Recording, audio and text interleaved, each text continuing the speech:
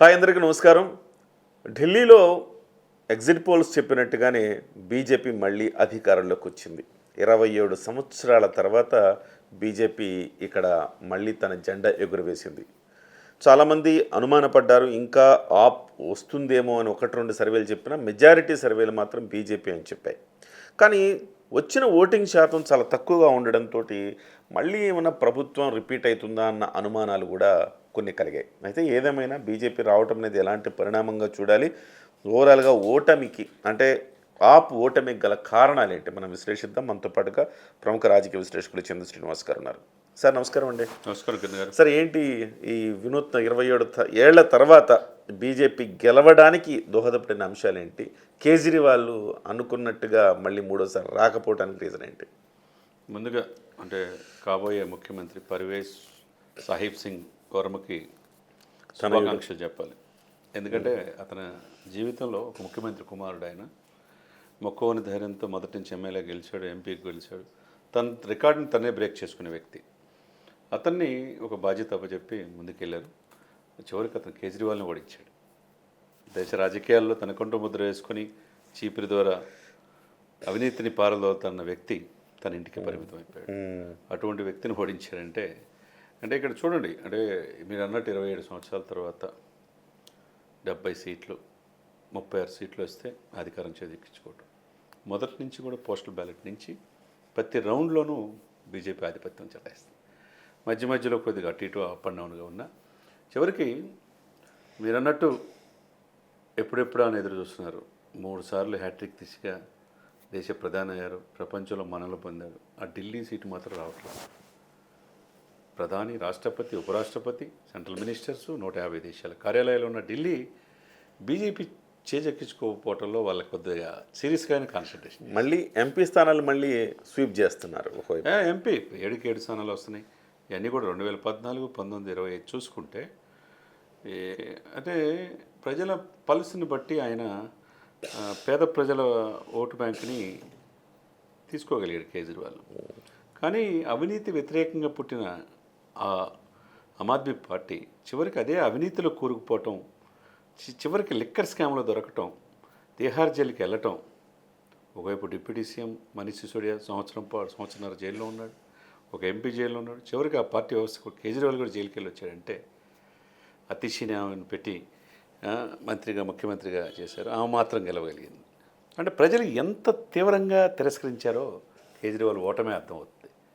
అతన్ని మనీష్ సిసోడియాని ఇద్దరిని ఓడించారంటే ఎక్కడెక్కడో లిక్కర్ స్కాము, ఎక్కడ మాగొండ శ్రీనివాసరెడ్డి, ఎక్కడ కవిత, ఎక్కడ ఢిల్లీ, ఎక్కడ కేరళ అంచుల దాకా వెళ్ళింది ఆ స్కాము. ఈ రోజున పతనానికి ప్రధానమైన కారణమైంది.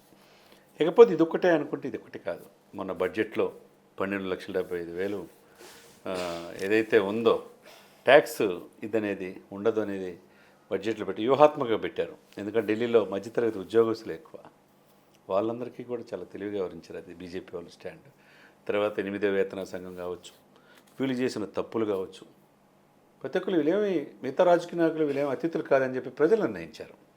కాబట్టి వీళ్ళని ఎంతో ఆశలతో వీళ్ళ కూటమిలో ఇలా ఆమ్ ఆద్మీని అధికారులు తీసుకొచ్చిన ఢిల్లీ ప్రజలే 3 కోట్ల మంది జనాభా కిరణ్ గారు, 1,57,00,000 మంది ఓటర్లు, మేబీ 98 లక్షలు ఏదో పోలైంది. మీరు అన్నట్టు స్వల్ప మార్జిన్ అని మీరు అనుకున్న నెంబర్ గేమే. రాజకీయాల్లో ఒక్క ఓటుతో గెలిచినట్టే అంతే. వీలేదు నైతికంగా ఓడిపోయింది కొంతమంది అనుకుంటున్నారు. బీజేపీ జెండా ఎగరేసిందా లేదా ఢిల్లీలో? అంతే కదండి కావాల్సింది. ఏదైనా రాబోయే 5 ఏళ్ళు ముఖ్యమంత్రి బీజేపీనే, పరిపాలన బీజేపీ. అదే ఆలోచించుకోవాలి. ఎవరికైనా ఇదే అవినీతి వ్యతిరేకంగా అన్నా హజారే ఆ రోజు చెప్పాడు, ఉద్యమం కోసం లోపలు పెట్టిన నువ్వు రాజకీయాల వైపు వెళ్తున్నావు, తప్పు చేస్తావు, ఏ రోజుకైనా నీకు తప్పదు అన్నాడు. ఈ పరిణామాలు లిక్కర్ స్కామ్ అయినప్పుడు కూడా జైలుకి వెళ్తాడు కూడా చెప్పాడు. రిజల్ట్ వచ్చిన తర్వాత ఈరోజు కూడా అన్నా హజారే చెప్పాడు. అంటే నేను ఆ రోజు చెప్పింది కరెక్ట్ అయింది. కాబట్టి ఎప్పుడైనా నిజాయితీగా మీరు చెప్పేటప్పుడు అది ఇంప్లిమెంట్ చేయాలి. చివరికి మీ నాయకులు కూడా అవినీతి కేసులు ఇరుక్కుపోయి చివరికి లైంగిక వేధింపుల కేసులు, మీరు మిగతా వాళ్ళని కొడతారు అమాయకుల్ని, కొన్ని కట్టడాలు కూడా కూల్చేశారు మీకు వ్యతిరేకంగా ఉన్న వాళ్ళని. ఇవన్నీ కూడా చూస్తుంటారు కదా సమాజం. క్యారెక్టర్ కోల్పోయాడు. క్యారెక్టర్ కోల్పోయాడు. అంటే ఆమ్ ఆద్మీ అంటే మీకేం గుర్తొస్తుంది? అరవింద్ కేజ్రీవాల్ అన్నా హజారే మూమెంట్ నుంచి వచ్చిన వ్యక్తి, ఒక ప్రభుత్వ ఉద్యోగి, ఒక ఫ్లాట్లో నివసిస్తాడు, ఒక వ్యాగనార్ కార్లోనే వెళ్తాడు, ఒక వ్యాగనార్ కారులో వెళ్తాడు, సామాన్యుడు, శీష్ మహల్ అని వచ్చింది తెలుసు కదా మీకు? ఒక సామాన్యుడు. అలాంటి వ్యక్తి ఇవాళ 33 కోట్ల రూపాయలతోటి శేష్ మహల్ అని కట్టుకున్నాడంటే, సో అంత లగ్జరీ లైఫ్ వచ్చిందంటే, మరి ఈ సామాన్యుడు ముఖ్యమంత్రి కాకముందు సామాన్యుడు ముఖ్యమంత్రి అయ్యాక ఇంత లగ్జరీస్ లైఫ్లోకి ఎలా వెళ్ళాడు అంటే మన కళ్ళ ముందు కనపడుతుంది మద్యం కుంభకోణం. అంటే మనం కేజ్రీవాల్ని నమ్మింది మనం మోసపోయామా? అతి సామాన్యుల పార్టీ అన్నారు, ఇవాళ కాంగ్రెస్ నుంచి బీజేపీ నుంచి అవినీతి పరులను కూడా చేర్చుకున్నారు అంటే ఇక్కడ కూడా కోల్పోయింది. సో మీరు అన్న దాంట్లో నేను ఒక వర్డ్లో చెప్తున్నా, ఆప్ క్యారెక్టర్ కోల్పోయింది, కేజ్రీవాల్ క్యారెక్టర్ కోల్పోయాడు. ఇది మెయిన్ రీజన్. ఎలా నమ్ముతారండి? ఈ సంప్రదాయ పార్టీలను కాదని ఇక్కడ కేజ్రీవాల్ని నమ్మారు. ఎందుకు?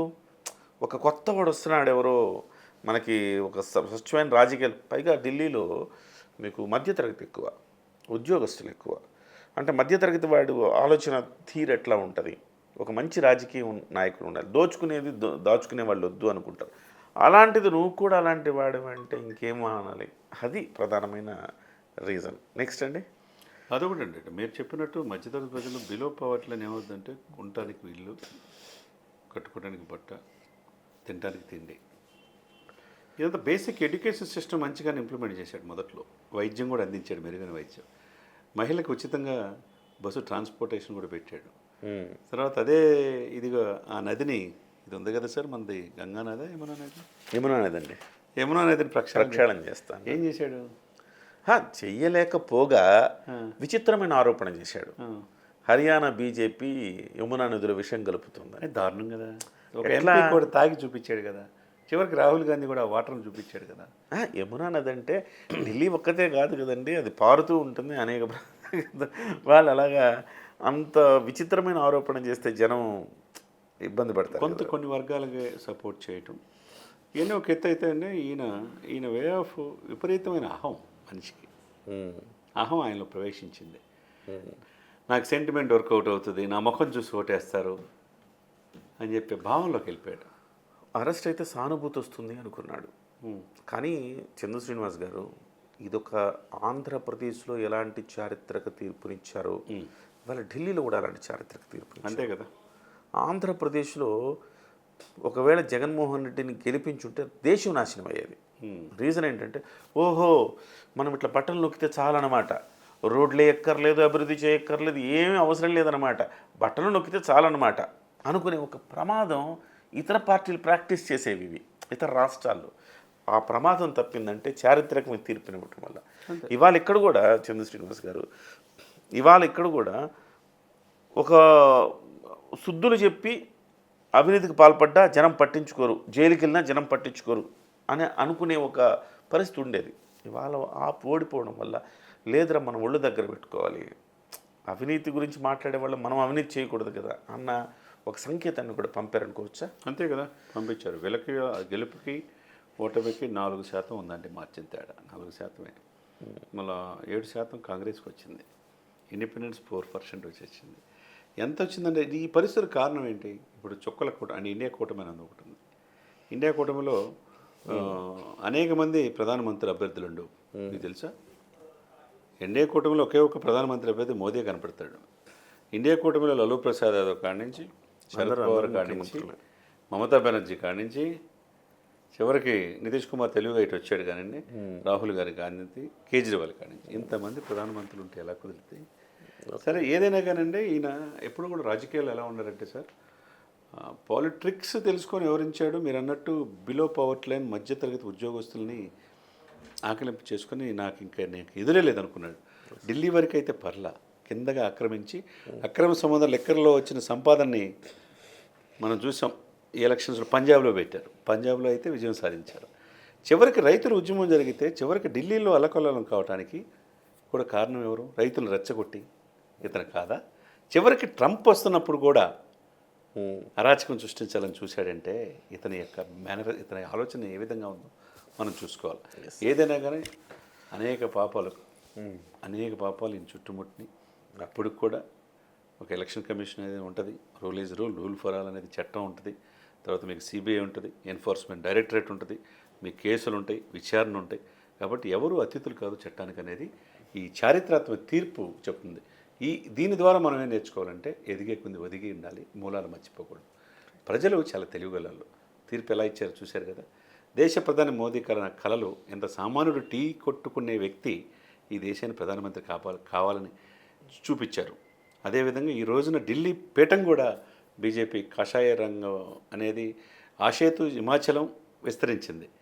ఎందుకు ఢిల్లీ రావట్లేదనే పరిస్థితి నుంచి ఢిల్లీ కూడా ఈరోజు చేజిక్కించుకోవటం, బీజేపీ యొక్క ఎదుగుదలని ఈ ప్రభావం నెక్స్ట్ బీహార్లో కావచ్చు, తర్వాత తమిళనాడులో కావచ్చు, కర్ణాటకలో కావచ్చు, ఎలక్షన్లో కూడా పడే అవకాశం స్పష్టంగా. Right sir.